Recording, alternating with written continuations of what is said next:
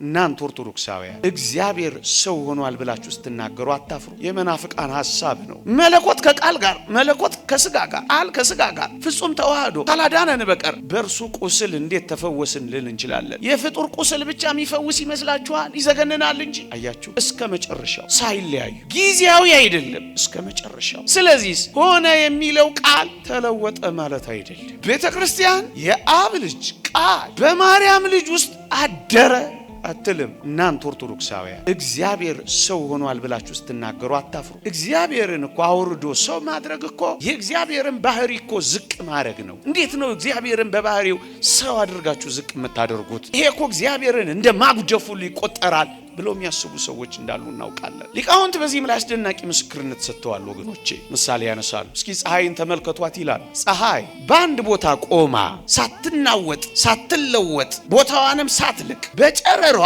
ወደ ምድር ትመጣለች። ደህናውን ቦታ ወይም የተበላሸውን ቦታ፣ ንጹሑን ቦታ ወይም ቆሻሻውን ቦታ ፀሐይ በጨረሯ ታበራለች ወይም ታርፍበታለች። እና ሊቃውንት ይጠይቃሉ፣ ፀሐይ ልክ እንደዚህ ሆና ቆሻሻው ላይ ስላረፈች ወይንም ደግሞ ደህና ቦታው ላይ ስላረፈች ፀሐይን ምን ያረጋታል እንዴ ይላሉ። ፀሐይ አታድፍም፣ እውነት ሐሰት፣ እውነት። ፀሐይ አትቆሽሽም፣ እውነት ሐሰት፣ እውነት። ልክ እንደዚሁ እግዚአብሔር ሰው ቢሆን የሚያድፍ የሚቆሽሽ አይደለም ብለው ያስተምራሉ አባቶቻችን። ስሙኝ፣ ኢየሱስ ክርስቶስ እነሱ የሚሉትን ነው አንዳንዶቹ። ኢየሱስ ክርስቶስ ከድንግል ማርያም ሲወለድ ሰው ብቻ ነበረ፣ አምላክነት የሌለው ፍጡር ብቻ ነበረ። ከረመና ቆየና በዮርዳኖስ ሲጠመቅ መለኮት ወይም የእግዚአብሔር ቃል አደረበት።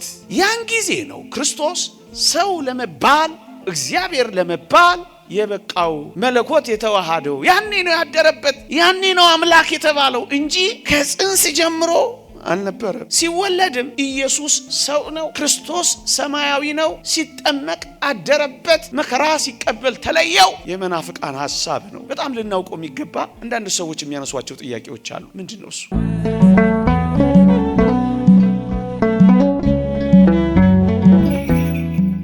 እግዚአብሔርን የመምሰል ምስጢር ያለ ጥርጥር ታላቅ ነው። በሥጋ የተገለጠ በመንፈስ የጸደቀ ለመላእክት የታየ በአሕዛብ የተሰበከ በዓለም የታመነ በክብር ያረገ የሐዋርያው የቅዱስ ጳውሎስ መልእክት ወደ ጢሞቴዎስ አንደኛ ምዕራፍ 3 ቁጥር 16 የእግዚአብሔርነት ምስጢር ያለ ጥርጥር ታላቅ ነው፣ በሥጋ የተገለጠ። በዚህ ኃይለ ቃል በዚህች ምሽት ጥቂት መንፈሳዊ ቁም ነገሮችን ለማንሳት እሞክራለሁ። ትምህርት ነው። ትንሽ ታግሳችሁ እንድትሰሙኝ በልዑል እግዚአብሔር ስም እጠይቃለሁ። እግዚአብሔር ሰው ሆኗል ስንል ብዙዎች ግር ይላቸዋል።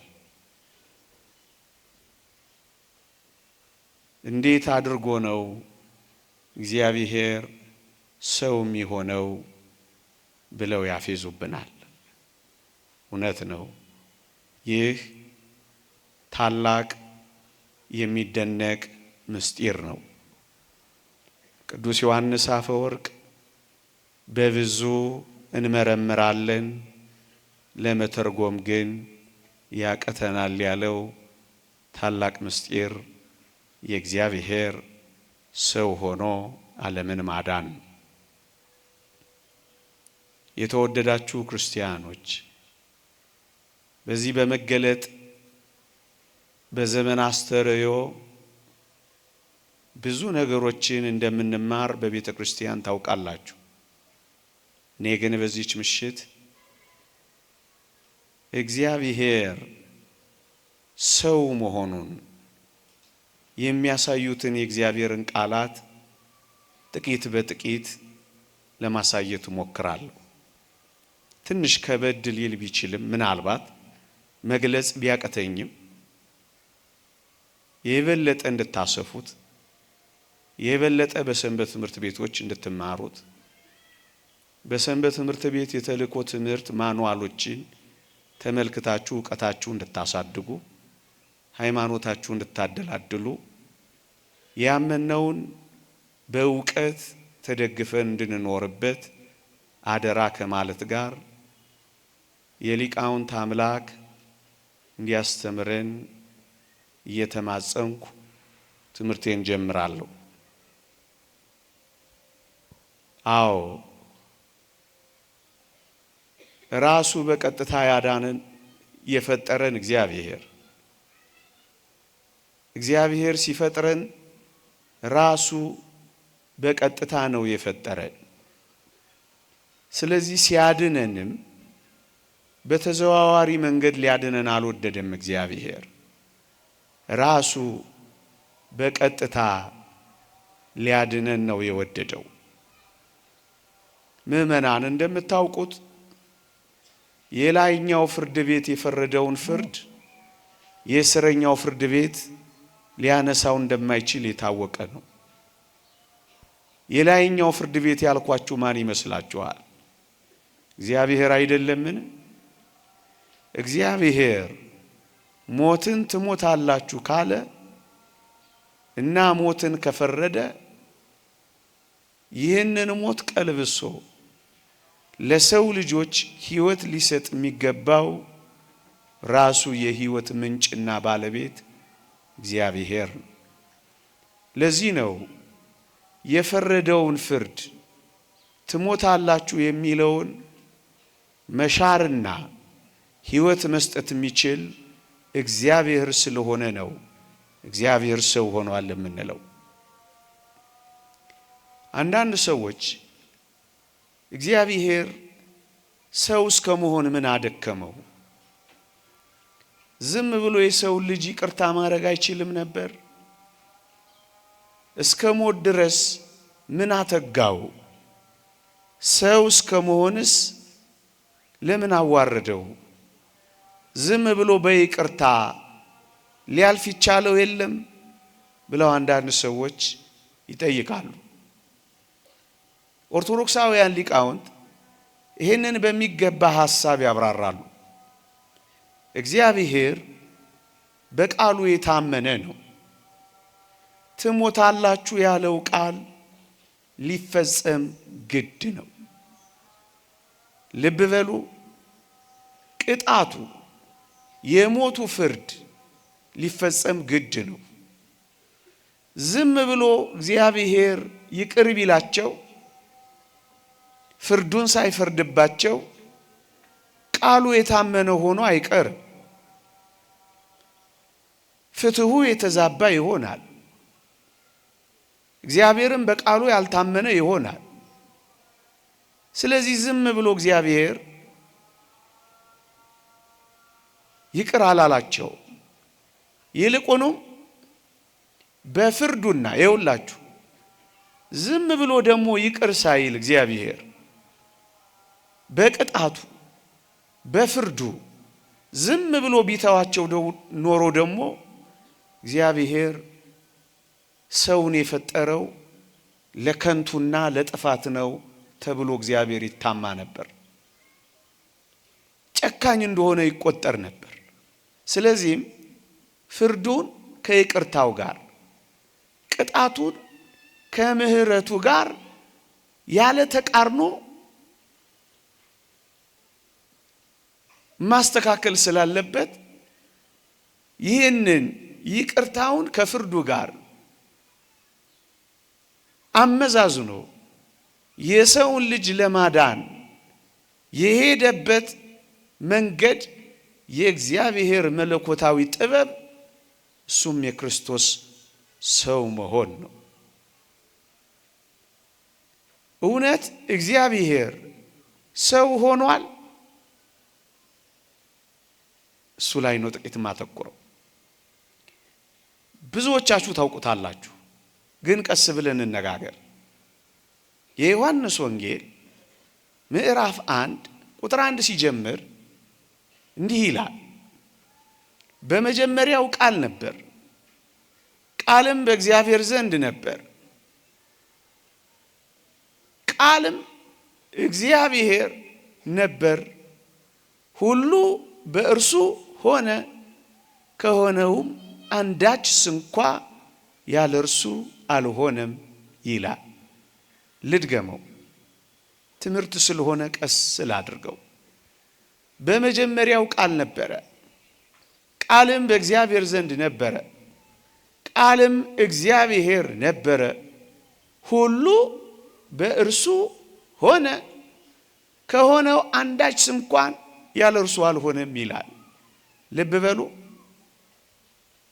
በመጀመሪያው ቃል ነበር፣ ቃልም በእግዚአብሔር ዘንድ ነበር፣ ቃልም እግዚአብሔር ነበር ይላል። እኔ የምፈልገው ወደ ጉዳይ የሚያንደረድረኝ ብዙ ሀተታ መስጠት ቢቻልም ለእኔ ለዛሬዋ ምሽት ነጥቤ ግን እማተኩረው ቃልም እግዚአብሔር ነበር ያለውን ነው። ይሄ ቃል ማን ነው? እግዚአብሔር። ይሄው በግልጽ ነው ወንጌሉ ይነገረን። ይሄ ቃል ማን ነው? ፈጣሪ ነው። ሁሉ በእርሱ ሆነ፣ ከሆነው ከተፈጠረው አንዳች እንኳን ያለ እርሱ አልተፈጠረም ነው የሚለው። ይሄ ቃል ፈጣሪ የሆነ ቃል፣ ይሄ ቃል እግዚአብሔር የሆነ ቃል። መጽሐፍ ቅዱስ እግዚአብሔር ዓለምን በቃሉ እንደፈጠረ ተገልጿል። የእግዚአብሔር ቃል ዓለምን እንደፈጠረ መጽሐፍ ቅዱስ ይነግረናል። ዓለሞች በእግዚአብሔር ቃል እንደተፈጠሩ እንደተዘጋጁ ይላል። በእግዚአብሔር ቃል ሰማዮች ጸኑ ይላል። ሁሉ በእርሱ ሆነ ይላል። ይሄ ቃል ፈጣሪ የሆነ ቃል፣ ይሄ ቃል የእግዚአብሔር ቃል ነው። ይሄ ቃል አካላዊ ቃል፣ እኔ ባይ የሆነ ቃል ነው። ይሄ ቃል ማን ነው? እግዚአብሔር ነው። እቺን ያዙና የዮሐንስ ወንጌል ምዕራፍ 1 ቁጥር 14 ላይ ቅዱስ ዮሐንስ ትምህርቱን ይቀጥላል። ምን ይላል? ልብ በሉ። ስለ ቃል ነው እየተናገረ የመጣው። ፈጣሪ ስለሆነው ቃል፣ እግዚአብሔር ስለሆነው ቃል። ቁጥር 14 ላይ ቃልም ሥጋ ሆነ፣ ጸጋንና እውነትን ተመልቶ በእኛ አደረ የሚል ቃል ደግሞ እናገኛለን። እኔ ማብራራት የፈለኩት እግዚአብሔር ሰው ሆኖ የሚል ቃል አለ ወይ? እሱ ነው ማብራራት የፈለኩት። አዎ ቃል እግዚአብሔር ነው ብሎ ሲያበቃ ዝቅ አለና ቁጥር 14 ላይ ያ እግዚአብሔር የሆነው ቃል ሥጋ ሆነ ብሎ ቀጠለልን። እግዚአብሔር ምን ሆነ? ያ ቃል ምን ሆነ? ሥጋ ሆነ ይላል። እንዴ ሥጋ እኮ ነው ሆነ የሚለው። አንተ እያልክና እያወራ ያለኸው ደግሞ ሰው ሆነ ብዬ ለማብራራት ነው መሞክረው እያልከን ነው። ሥጋና ሰው አንድ ነው? ሁለተኛው ማብራራት የምፈልገው ነጥብ ይሄንን ነው። አዎ ቃል እግዚአብሔር ሥጋ ሆነ ማለት ሰው ሆነ ማለት ነው። እንዴት? በመጽሐፍ ቅዱስ ላይ ሥጋ ብሎ ነፍስን፣ ነፍስ ብሎ ሥጋን፣ በአጠቃላይ ሥጋ ሲል ሰውን፣ ነፍስ ሲል ሰውን ነው። መጽሐፍ ቅዱስ ላይ እንደዚህ ነው የተቀመጠው። እናብራራው ወይም ይሄን ሊያረጋግጡ የሚችሉ የቅዱሳት መጻሕፍት ምስክርነቶችን እናምጣ። 3 ምስክርነቶችን ላሳያችሁ። አንደኛ መዝሙር 64 ከቁጥር 1 ጀምሮ እንዲህ ይላል፣ ሥጋ ሁሉ ጸሎትን ወደምትሰማ ወደ አንተ ይቀርባል ይላል። ደግሞ አለሁ ስጋ ሁሉ ጸሎትን ወደምትሰማ ወደ አንተ ይቀርባል ይላል። የተወደዳችሁ ክርስቲያኖች እንደምታውቁት በድን ስጋ ለጸሎት ወደ እግዚአብሔር እንደማይመጣ የታወቀ ነው። ስጋ ሁሉ ጸሎትን ወደምትሰማ ወደ አንተ ይቀርባል ሲል ሰው ለጸሎት ወደ አንተ ይመጣል ማለት ነው። ሰው የሚለውን ቃል ስጋ ብሎ እንደገለጸው ግን ተመልከቱ። ስለዚህ ቃል ስጋ ሆነ ሲል ሰው ሆነ ማለት ነው። አንድ ዳግመኛ መጽሐፍ ቅዱስ ላይ ነፍስ ተብሎ ሲጠራ ሰው ማለት ነው የሚሆነው። ለምሳሌ በሐዋርያት ሥራ ምዕራፍ 7 ቁጥር 14 ላይ ያዕቆብም 75 ነፍስ ሆኖ ወደ ግብፅ ወረደ ይላል። በሞቴ ስሙኝ። ያዕቆብም 75 ነፍስ ይላል። ወደ ግብፅ የወረዱት 75 ሰዎች ናቸው። ሰዎቹን ግን ሲገልጽ ነፍስ ብሎ ነው የገለጸው።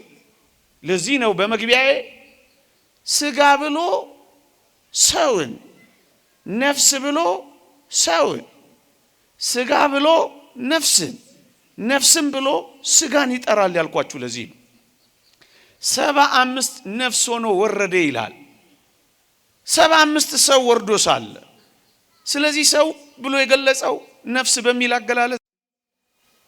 ስለዚህ ቃልም ስጋ ሆነ የሚለው ቃል ያ እግዚአብሔር የሆነው ቃል፣ ፈጣሪ የሆነው ቃል፣ ዓለምን የፈጠረ ቃል ሰው ሆነ ማለት ነው። ሶስተኛ ምስክርነት ኦሪት ዘጸአት ኢትቅትል ነፍስ ይላል። ነፍስን አታጥፋ፣ ነፍስን አትግደል ይላል። ወዳጆቼ ነፍስ እኮ ሟች አይደለች። ነፍስን አታጥፋ ማለት ግን ሰውን አትግደል ማለት ነው። ኢትቅትል ነፍስ፣ ነፍስን አትግደል ይላል። ነፍስ ሟች አይደለችም። ነፍስን አትግደል ማለት ግን ሰውን አትግደል ማለት ነው። ስለዚህ መጽሐፍ ቅዱስ ላይ ሰውን ሲጠቅስ ስጋ፣ ሰውን ሲጠቅስ ነፍስ ነው የሚለው። ስለዚህ ቃልም ስጋ ሆነ ሲል ሰው ሆነ ማለት ነው። የተወደዳችሁ ክርስቲያኖች በቤተ ክርስቲያን ታሪክ አንድ አብሉናሪዮስ የሚባል መናፍቅ ተነስቶ ነበር። እቺን የዮሐንስ ወንጌል ምዕራፍ 1 ቁጥር 14ን ምን የምትለዋን ቃልም ስጋ ሆነ የምትለዋን ቃል ወሰደና እግዚአብሔር ስጋ ብቻ ነው የሆነው፣ ነፍስን አልሆነም። ይልቁንም በነፍሱ ፈንታ ለቃል መለኮቱ ነፍስ ሆኖታል። ምክንያቱም ስጋ ብቻ ነው የሚለው፣ ነፍስን ሆነ አይልም። ስለዚህ ክርስቶስ ነፍስም ጭምር የለውም የሚል ክህደት አምጥቶ ነበር። በረከቱ ትደርብንና ቅዱስ ቄርሎስ እንዲህ ብሎ መለሰለት። ስጋ ብቻ ስላለ ማን ነው ቃል ስጋ ሆነ ስላለ ስጋ ብቻ ነው የምትለው ብሎ ጠየቀው። አዎ ቃል መለኮት እግዚአብሔር ስጋ ብቻ ነው እኮ የሚለው። ስጋ እኔ ከላይ ያብራራሁትን ሰው ነፍስ የሚለውን ትቶት ማለት ነው። እንዲህማ የምትል ከሆነ አለው ቅዱስ ቄርሎስ አንድ አስደናቂ ምሳሌ ያመጣለት። በኦሪት ዘፍጥረት ምዕራፍ 1 ስለ አዳምና ስለ ሔዋን አፈጣጠር ሲናገር እግዚአብሔርም ከአዳም ጎን አጥንት አወጣ ይላል። አዎ እስማማለሁ፣ አጥንት አውጥቷል አለው። ወደ አዳም አመጣት። አዳም ግን ይቺ አጥንት ከአጥንቴ ናት ብቻ ብሎ አላቆመም። እናስ አለው ስጋዋም ከስጋዬ ነው ያላት አለው። ልክ ነው አለው። ስለዚህ ባንተ አባባል እኮ ቢሆን አለው አጥንት ብቻ መሆን ነበረባት አለው። ስጋ ብቻ ስላለ ማለት ነው። አብሉናሪዎስ ደነገጠ። ቅዱስ ቄርሎስ ማብራራቱን ቀጠለ። ምን አለ? አጥንት ወሰደ ሲል አጥንት ብቻ ማለት አይደለም። ስጋም ብሎ የጨመረው አዳም ለዚህ ነው። ስጋ ብቻ አይደለም፣ ጸጉርም፣ ጅማትም፣ ቅልጥምም፣ ነፍስም ከዛው ነው የነሳው። ስለዚህ አጥንት ወሰደ ተብሎ አጥንት ብቻ እንደማይባል ቃል ስጋ ሆነ ሲል ስጋ ብቻ አይደለም ብሎ አስረድቶታል። እንደዚህማ ካልክ ቃል ስጋ ብቻ ነው የሆነውማ ካልክ አጥንት ወሰደ ካለ ሴቶች ሁሉ ምንድናቸው ማለት ነው? ወንዶች ንገሩኝ። ምን ሳይሰሟችሁ? አጥንት ብቻ፣ እናንተን አይደለም። ግልጽ ነው ሐሳቡ? ግልጽ ነው? አያችሁ፣ ቃል ስጋ ሆነ ማለት ነፍስንም ጭምር ሆነ ማለት ነው። ሰው ሆነ ማለት ስለሆነ በነገራችን ላይ ኢየሱስ ክርስቶስ ቃል አካላዊ ቃል ስጋ ሆነ ሲል ነፍስን አልሆነም ማለት ነው። አብሉናሪዎስ የተባለው ሰው እንደተናገረው ክርስቶስ ነፍስ የለውም ማለት ነው። ክርስቶስ ነፍስን አልነሳም ማለት ነው። አልወሰደም ማለት ነው። ስተት ነው። ቅዱሳት መጻሕፍት ይሄንን በሚገባ ገልጸዋል። ገና ተወልዶ በልጅነቱ ከሄሮድስ ፊት ሲሸሽ እንዲመለስ መልአኩ የተናገረው ቃል ለዚህ ምስክር ነው። የሕፃኑን ነፍስ የሚፈልጉ ሞተዋልና ተመለስ ይለዋል። ክርስቶስ ነፍስ አለው የለውም? ይሄው ነፍስ። ሁለተኛ ነፍሴን ልተዋት ደግሞም ላነሳት ስልጣን አለኝ ብሏል አላለም? ክርስቶስ ብሏል። ነፍስ አለው የለውም? አለው። ሶስተኛ አባቴ ሆይ ነፍሴን በእጅህ አደራ እሰጣለሁ ብሏል። ነፍስ አለው የለውም? ስለዚህ ቃል ስጋ ሆነ የሚለው ነፍስንም ጭምር ሆነ። ከተወደደች ከቅድስት ድንግል ማርያም ስጋንም ነፍስንም ውሃንም አጥንትንም ሁሉንም ነው የወሰደው። ሰው ሆኗላ። የሰው ልጅ ተብሏላ። ሰው ሆኗላ። ቃል ስጋ ሆነ። ቅዱስ ቄርሎስ ሁለተኛ አስደናቂ መልስ ግን ይመልሳል። ኢየሱስ ክርስቶስ ነፍስ ከሌለውማ በነፍሳችን እኛ አልዳንማ ብሎ መልሶለታል።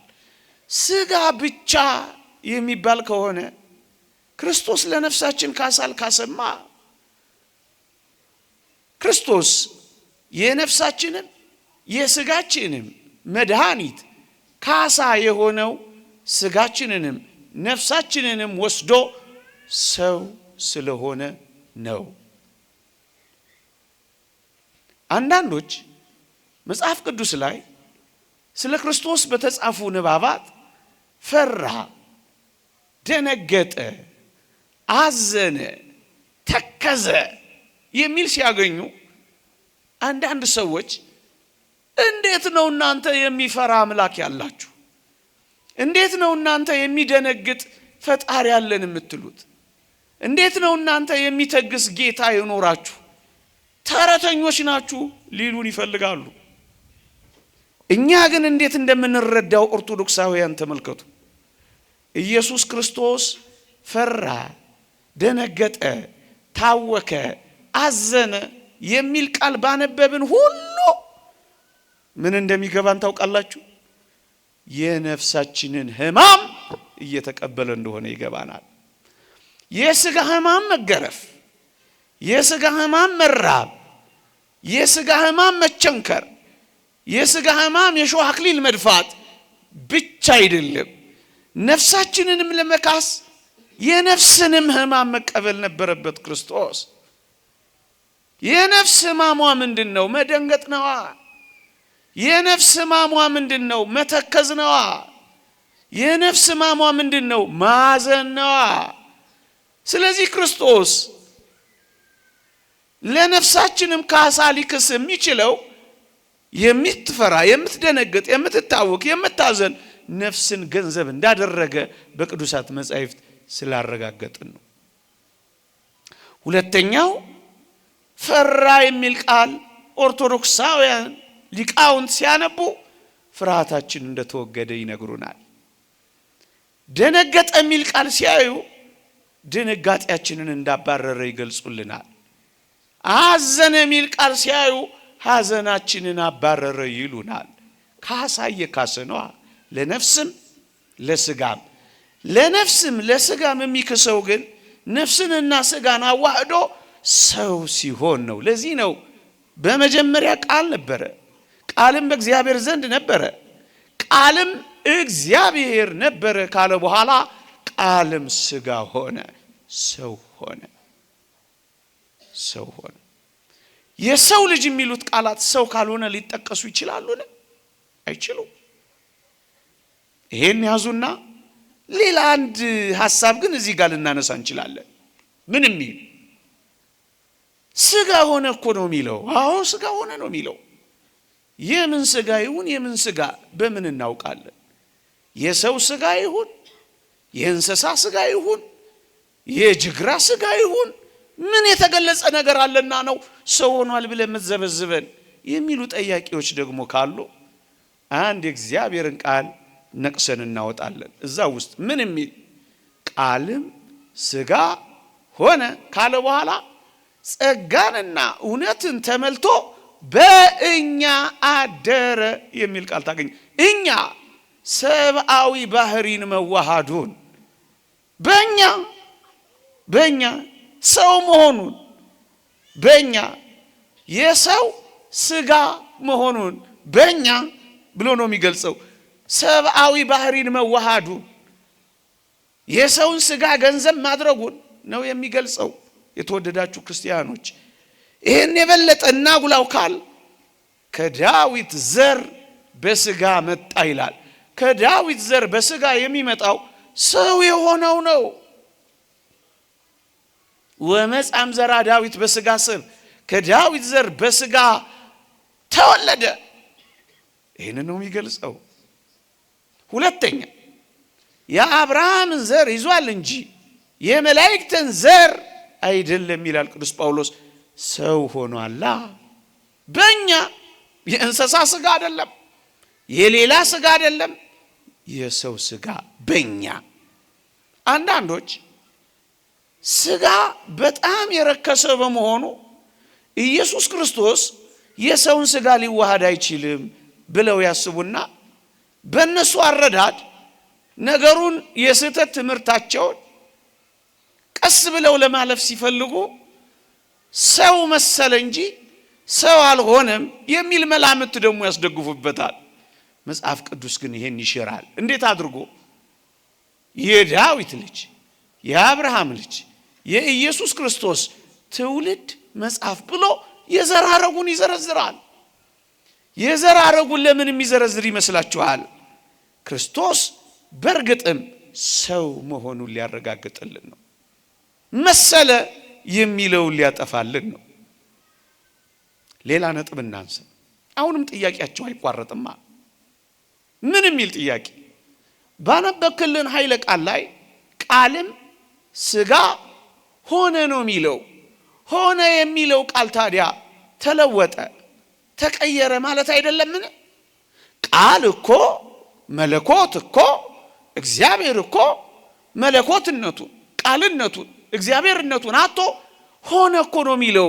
ይሄ ተቀይሯል ማለት አይደለምን ሊሉን ይችላሉ። አይደለም። ምናልባት መጽሐፍ ቅዱስ ላይ አንዳንድ ቃላት ስናነብ ሁሉም በዛ መንገድ የሚተረጎም አይደለም። ውሃውም ደም ሆነ ተብሎ በኦሪት ዘጸአት እንዳየነው ውሃው ወደ ደምነት እንደተቀየረ ቃልም ሙሉ ለሙሉ ቃልነቱን መለኮትም ሙሉ ለሙሉ መለኮትነቱን አጥቶ ወደ ሰውነት የተቀየረ ግን አይደለም። ይሄን ልታረጋግጥልን ትችላለህ? አዎ ሊቃውንት አረጋግጠዋል። አንደኛ እግዚአብሔር ባህሪውን እንደማይለውጥ ነግሮናል። ምን ብሎ? እኔ እግዚአብሔር አልለወጥም ብሎ ነው። ትንቢተ ሚልክያስ ምዕራፍ 2 ቁጥር 10 እግዚአብሔር አይለወጥም። አንድ እሺ እንደጠየቁት ሆነ የሚለው እግዚአብሔር እግዚአብሔርነቱ መለኮት መለኮትነቱን ቃል ቃልነቱን አጥቶ ወደ ሰውነት ሙሉ በሙሉ ተቀይሮ ከሆነ ሊቃውንት እንዲህ ይላሉ። ክርስቶስ ሰው ከሆነ በኋላ እኔና አብ አንድ ነን ሊል ይችላል? አይችልም። እኔና አብ አንድ ነን ያለው ለምንድን ነው? መለኮቱ ቃልነቱ ከስጋ ጋር ወይም ወደ ሰውነት ወይም ወደ ፍጹም ስላልተቀየረ እንዴት እኔና አብ አንድ ነን ሊል ይችላል? ፍጡር ብቻ ስጋ ብቻ ወደ ሰውነት ብቻ ከተቀየረ እኔና አብ አንድ ነን ሊል አይችልም። ይሄ ማለት ምን ማለት መሰላችሁ? መለኮት ከስጋ ጋር ፍጹም አላጠፋው። ስጋ ደግሞ ቃልን መለኮትን ፍጹም አላጠፋው። መለኮት ደግሞ ስጋን ፍጹም አልመጠጠውም፣ አላጠፋው። በኋላ ጊዜ ካለኝ አብራራዋለሁ። ሰውነትን እስከ መጨረሻው አይተነዋል ሲቆስል፣ በሱ ቁስል እኛ ተፈወስን።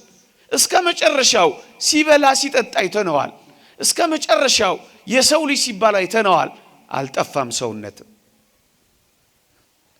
መለኮትም ቃልም እስከ መጨረሻው ደግሞ አልጠፋም። በምን ማረጋገጥ ትችላላችሁ? መስቀል ላይ ተሰቅሎ ያመቱ አለቃው ምን እንዳለ አልሰማችሁም? በእውነት ይህ የእግዚአብሔር ልጅ ነበር እኮ ነው ያለው። መለኮት ከቃል ጋር መለኮት ከስጋ ጋር ቃል ከስጋ ጋር ፍጹም ተዋህዶ ካላዳነን በቀር በእርሱ ቁስል እንዴት ተፈወስን ልል እንችላለን? የፍጡር ቁስል ብቻ የሚፈውስ ይመስላችኋል? ይዘገነናል እንጂ። አያችሁ፣ እስከ መጨረሻው ሳይለያዩ ጊዜያዊ አይደለም፣ እስከ መጨረሻው። ስለዚህ ሆነ የሚለው ቃል ተለወጠ ማለት አይደለም። እንደውም ሊቃውንት አንድ አስደናቂ ነገር ያብራራሉ። ዝቅ ብሎ መጽሐፍ ቅዱስን ከላይ አንብበነው ብቻ አንቶ ከስርም ብቻ ተመልክተን አንጥለው ሙሉን አንብበን እንረዳዋለን እንጂ እንዴት ቃልም ስጋ ሆነ ጸጋንና እውነትን ተመልቶ በእኛ አደረ የምትለው ቃል ይውላችሁ ተለወጠ እንዳንል አደረ። እንደ ካቶሊካውያን አስተምህሮ ደግሞ አደረ እንዳንል ሆነ። እንዳለቃና እንደ ጠበቃ ተዋህዶን የሚገልጹ ቃላት ናቸው ይላሉ ሊቃውንት። ቤተ ክርስቲያን የአብ ልጅ ቃል በማርያም ልጅ ውስጥ አደረ አትልም። በኋላ አብራራዋለሁ ጊዜ ካለኝ። አዎ ጊዜ አለኝ፣ ምድርስ ይመስለኛል። ሆነ የሚለውን ቃል ይዛ ደግሞ ተለወጠ አትልም፣ ተቀየረ አትልም። ሁለተኛው ሐሳባችን ሆነና አደረ። እንዳለቃና እንደ ጠበቃ አንዱ አንዱን የሚደግፍ ነው። ተለወጠ እንዳንል አደረ እንዳንል ሆነ። ይሄ ምንን ያስገነዝባል? ተገናዝቦ ኮሚኒኬሽን ኦፍ አትሪቢዩትስ መገናዘብ። የቃል ገንዘብ ለስጋ የስጋ ገንዘብ ለቃል ይላሉ። እንቲያሁ ለቃል ኮነ ለስጋ ወንቲያሁ ለስጋ ኮነ ለቃል ይላሉ። መለኮት መለኮትነቱን ሳይለቅ የስጋን ገንዘብ አደረገ። ስጋ ስጋነቱን ሳይለቅ የመለኮትን ገንዘብ አደረገ። ሌላ ሶስተኛ ጥያቄ አንዳንድ ሰዎች ሊያነሱ ይችላሉ። ምን የሚል? እናንተ ኦርቶዶክሳውያን እግዚአብሔር ሰው ሆኗል ብላችሁ ስትናገሩ አታፍሩ? እግዚአብሔርን እኮ አውርዶ ሰው ማድረግ እኮ የእግዚአብሔርን ባህሪ እኮ ዝቅ ማድረግ ነው። እንዴት ነው እግዚአብሔርን በባህሪው ሰው አድርጋችሁ ዝቅ የምታደርጉት? ይሄ እኮ እግዚአብሔርን እንደ ማጉደፉ ይቆጠራል ብለው የሚያስቡ ሰዎች እንዳሉ እናውቃለን። ሐሳባቸውን ነው እያነሳው ጥቂት ጠቆም እያደረኩም አልፎ ሊቃውንት በዚህም ላይ አስደናቂ ምስክርነት ሰጥተዋል። ወገኖቼ ምሳሌ ያነሳሉ። እስኪ ፀሐይን ተመልከቷት ይላሉ። ፀሐይ በአንድ ቦታ ቆማ ሳትናወጥ ሳትለወጥ ቦታዋንም ሳትልቅ በጨረሯ ወደ ምድር ትመጣለች። ደህናውን ቦታ ወይም የተበላሸውን ቦታ፣ ንጹሑን ቦታ ወይም ቆሻሻውን ቦታ ፀሐይ በጨረሯ ታበራለች ወይም ታርፍበታለች። እና ሊቃውንት ይጠይቃሉ፣ ፀሐይ ልክ እንደዚህ ሆና ቆሻሻው ላይ ስላረፈች ወይንም ደግሞ ደህና ቦታው ላይ ስላረፈች ፀሐይን ምን ያረጋታል እንዴ ይላሉ። ፀሐይ አታድፍም፣ እውነት ሐሰት፣ እውነት። ፀሐይ አትቆሽሽም፣ እውነት ሐሰት፣ እውነት። ልክ እንደዚሁ እግዚአብሔር ሰው ቢሆን የሚያድፍ የሚቆሽሽ አይደለም ብለው ያስተምራሉ አባቶቻችን። ፀሐይ እንዳላደፈችው ሁሉ ፀሐይ ቆሻሻው ላይ ብታርፍ እንዳልቆሸሸችው ሁሉ አካላዊ ቃልም ሰው ሲሆን እንደዚህ አይደለም የሆነው ብለው ያስተምራሉ። ነገሩን በደንብ ለመግለጽ እግዚአብሔር ቃል ሰው ሲሆን ንጹህ ሰውነትን ነው የተዋሃደው። ንጹህ ሰውነት፣ ንጹህ ሰውነት። መጽሐፍ ቅዱስም የአባቶቻችንም ትምህርት ይሄንን በደንብ አድርጎ ይገልጻል። ንጹህ ሰውነትን የተዋሃደው ንጽህናሽን ባወቀ ጊዜ ስሙ ገብርኤል የተባለ መልአኩን ላከው የሚለው እኮ ለዚህ ነው። ንጽህናዋን ባወቀ ጊዜ፣ ንጽህናዋን ባወቀ ጊዜ ንጹህ ሰውነትን የተዋሃደው እግዚአብሔር ዓለምን ለማዳን ያንን ያደረገው። ስሩ ቅዱስ ከሆነ ቅርንጫፎቹ ቅዱሳን ናቸው። በኩራቱ ቅዱስ ከሆነ ቡሃው ደግሞ ቅዱስ ነው ይላል ቅዱስ ጳውሎስ ሮሜ መልእክት ምዕራፍ 11 ላይ። ቅዱስ ቅዱስ ቅዱስ። በጣም ምርጥ ዝርዝር ትምህርት አላቸው አባቶቻችን በዚህ ዙሪያ። ሁለተኛ ምሳሌው ቀለል ያለ፣ እቤታችሁ ያለው መብራት ቆሻሻ ላይ ቢያርፍ መብራቱ አይቆሽሽም መቼም፣ እውነት ሐሰት፣ እንደሱ ነው። ይሁላችሁ በሰው ሥጋ ስለተገለጠ እግዚአብሔር በባህሪው ዝቅ አለ እንዳንል የሚያደርገን ለምን መሰላችሁ? እግዚአብሔር ለመላእክት በወደደው መጠን በዙፋኑ ሆኖ ተገልጧል። እግዚአብሔር በዙፋኑ ለመላእክት ሲገለጽ ከባህሪው ዝቅ ብሎ ነበርን? አልነበረም። ታዲያ ከዙፋን ሰው አይከብርም? ከምንም ነገር በላይ ሰው አይገንም? እንደውም ሰው በመሆኑ የእግዚአብሔር ምስጋና ጨመረ።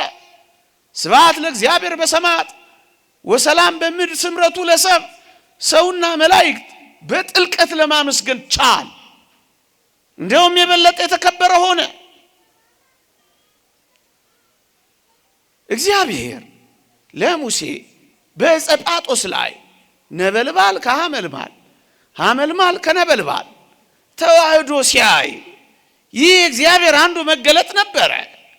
እግዚአብሔር በሲና ሐመልማል ለሙሴ ቢገለጥለት ጊዜ የእግዚአብሔር ባህሪው ዝቅ አለ ያለ ማን ነው?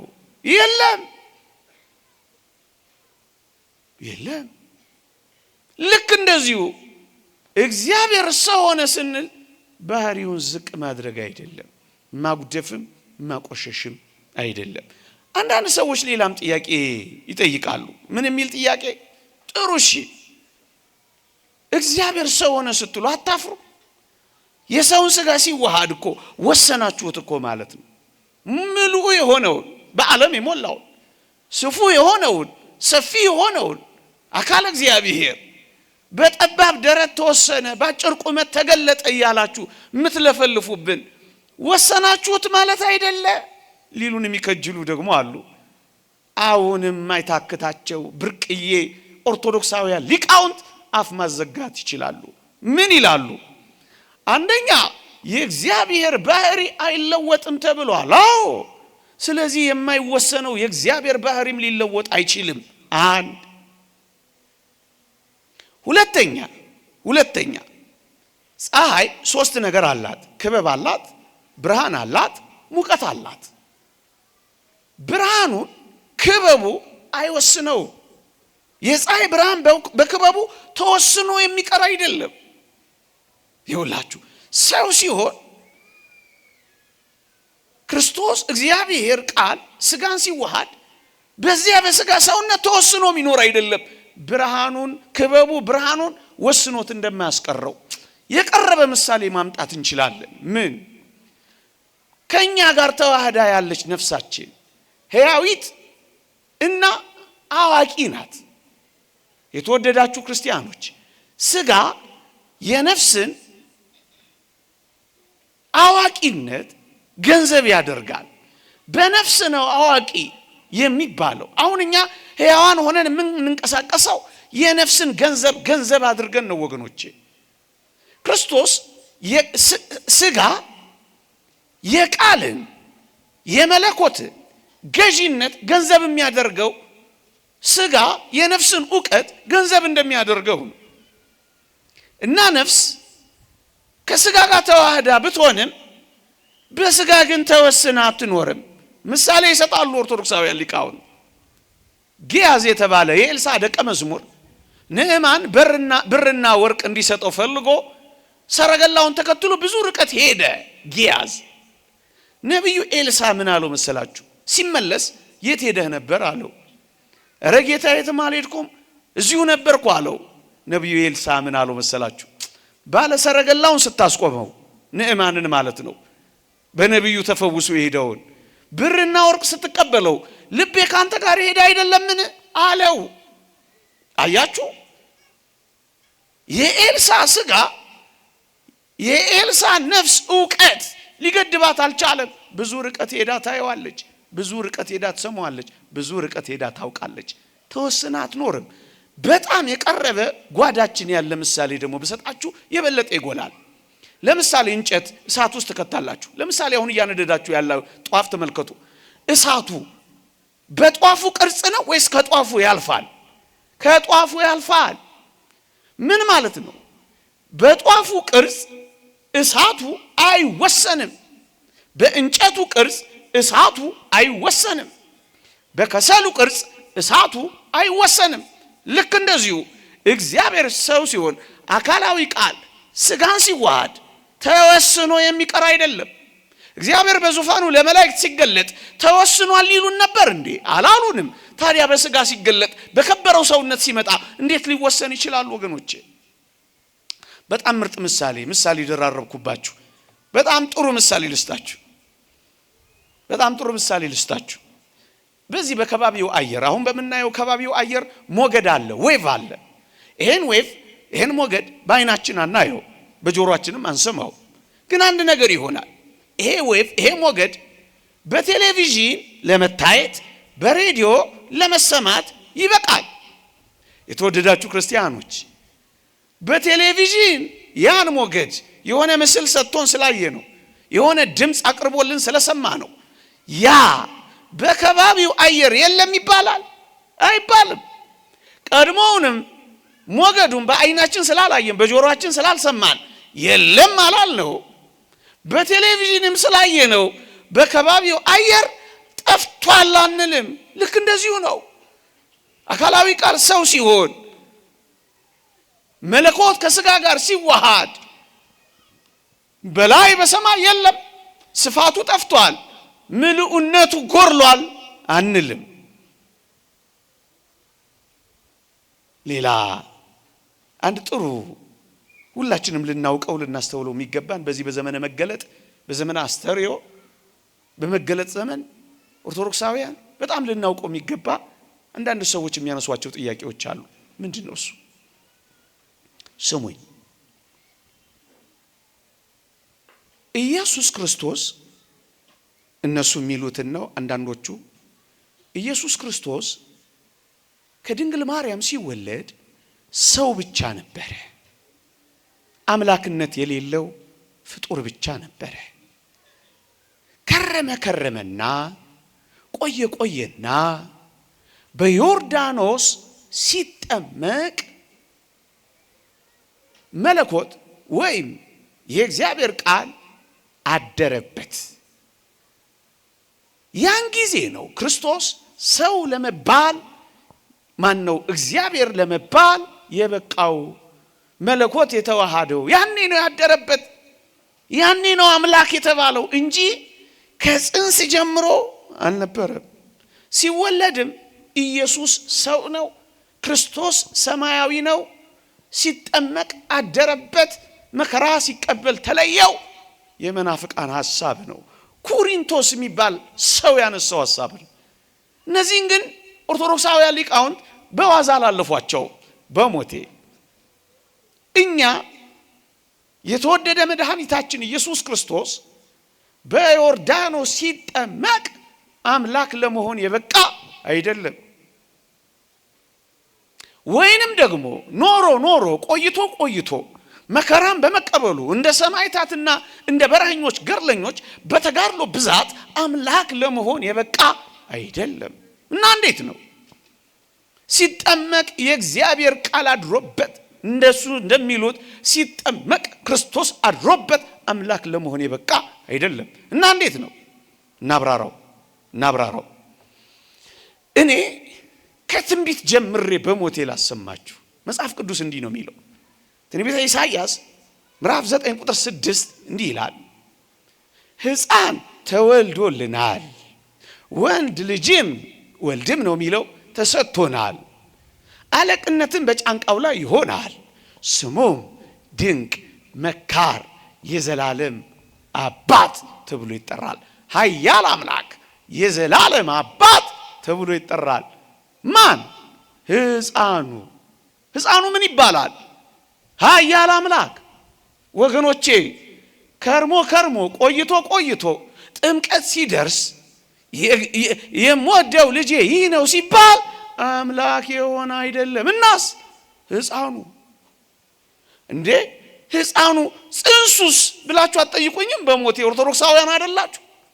ጽንሱም እንጂ ሲበሰርም እንጂ በጽንስ ደረጃም ይሁንልኝ ስትል የተወደደች ቅድስት ድንግል ማርያም የሰጠችውን ይሁንታ ምክንያት አድርጎ የተጸነሰው የአካላዊ ቃል ነው፣ ሥጋ ሆነ የተባለው። ይሄንን በጽንስ ደረጃ ልታረጋግጥልን ትችላለህ? ግጥም አድርጌ ላጽድቆተ ነገር ዘመድሽም ኤልሳቤጥ በስተርጅና ጸንሳለች የሚለውን የቅዱስ ገብርኤልን ምስክርነት ከሰማች በኋላ የተወደደች ቅድስት ድንግል ማርያም እግሮቿ የገሰገሱት ወደ ዘካርያስ ወደ ካህኑ ቤት ነው። እኒያዚያ ምን ሰማች? መንፈስ ቅዱስ ያደረባት ቅድስት ኤልሳቤጥ ጮኸች። ምን አለች? የጌታዬ እናት። ዝም ብለን የምናልፈው ይመስላችኋል? ይህን ቃል አይደለም። ምንድን ነው የሚያሳየን? የጸነሰችውን የጌታዬ እናት ብላ እንደጠራች ታያችሁ። ጌታ የባህሪ ጌታ ነው። ጌታ ጌታዬን የእግር መረገጫ እስካደርግ ድረስ በቀኝ ተቀመጥ። ጌታ ጌታ ወልድ ጌታ የክብርን ጌታ ባልሰቀሉትም ነበር። የባህሪ ጌታ የጌታዬ እናት እማ አምላክ ወላዲተ አምላክ። እንዴ ሰውን ብቻ የወለደች አይደለም፣ የአምላክ እናት ብለን መመስከር የጀመርነው እኮ እና አምነን ተምረን የተወደደች ቅድስት ድንግል ማርያምን እመ አምላክ የአምላክ እናት አይደለችም የሚል ሃይማኖት አይደለም። እሺ በጽንስስ አሳየን። ሌላ ልታብራራልን ልጨምርልን የምትችለው ነገር አለ? አዎ ቅዱስ ገብርኤል ሲያበስራት ማን እንደሚወለድ ነገራት። ምን ብሎ? የልዑል ልጅም ይባላል። የሚወለደው የማን ልጅ? የልዑል ልጅ። ልዑል ማን ነው? እግዚአብሔር። የእግዚአብሔር ልጅ ማን ነው? የተወለደው ሕፃን ነው፣ የምትታቀፈው ሕፃን ነው። የእግዚአብሔር የልዑል ልጅ ተባለ እንጂ ታዲያ እሱ እግዚአብሔር እንዴ? ተው እንጂ። ሰው በባህሪው የሚወልደው ሰውን ነው።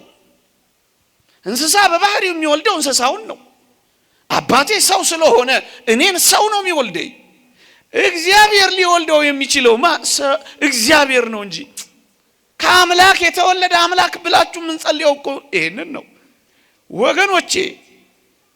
እግዚአብሔር ለዚህ እኮ ነው አይሁድ የተበሳጩት። አይሁድ በደንብ ገብቷቸዋል፣ አንዳንዶች ነው ያልገባቸው። የእግዚአብሔር ልጅ ነኝ ሲላቸው ምን እንደገባቸው ታውቃላችሁ? ዘዮሐንስ ወንጌል ምዕራፍ 5 ላይ እንደተጻፈው ራስህን ከእግዚአብሔር ጋር አስተካክለህ እግዚአብሔር አባቴ ነው ስላልክ ነው የምንጣላህ አሉታ። ማስተካከሉ እኮ ነው። ልጅ የሚለው እኮ እሱን ነው የሚያመለክተው ወዳጄ። የልዑል ልጅ ይባላል።